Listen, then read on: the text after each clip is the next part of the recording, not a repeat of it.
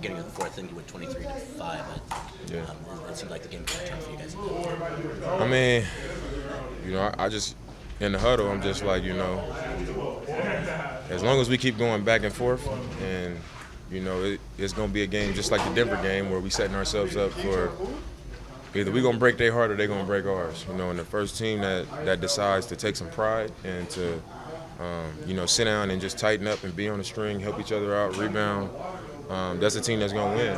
And I feel like we received that message just as a group. Roy was saying the same thing in the timeouts, and those are the moments where we got to decide what type of team we're gonna be. And it was the game turned at that point. That end of the third, going into we had a great start to the fourth quarter, and I feel like that was pretty much the game.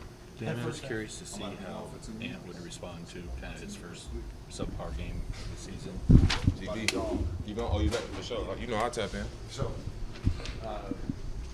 How do you think he responded, and what's key to, if you can remember back in your career early on when you had an off night, and what goes into that process of responding? I mean, early in my career, it was just, I always say it, but I always had vets or teammates that would just encourage me to just be true to you, keep doing what you do, and it happens. Keep going. And that was Mo Williams and Earl Watson, like I always say, Jared Jeffries, and then Evan Turner was always in my ear, like, so what? You Dame Lillard, keep going.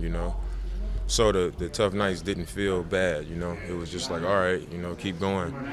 And with Ant, I always said he's the type of person that's just like never too high, never too low.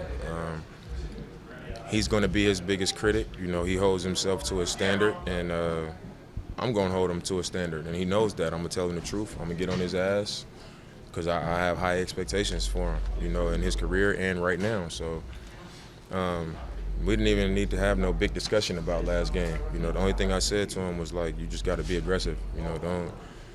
Don't worry about me. Don't worry about Jeremy. Don't worry about nobody else. You got to attack. You got to be aggressive, and you got to be you. And even last game, I was telling him, you're struggling, but you always, people like you, people like me, when you play the game the right way and you keep your mind in the right place, you always gonna have an opportunity to come up big. And we lost last game, but he ended up hitting a big shot. And that's the way it goes.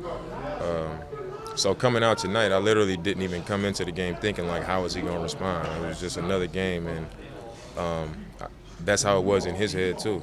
Just watching him, it was like he was smiling. He was his normal self. So usually you can see a guy in their head like trying to be overly locked in because they got to do something, and it wasn't like that, And that's what the real players do, and he's a real player. So I wasn't shocked at all. I didn't think much of it.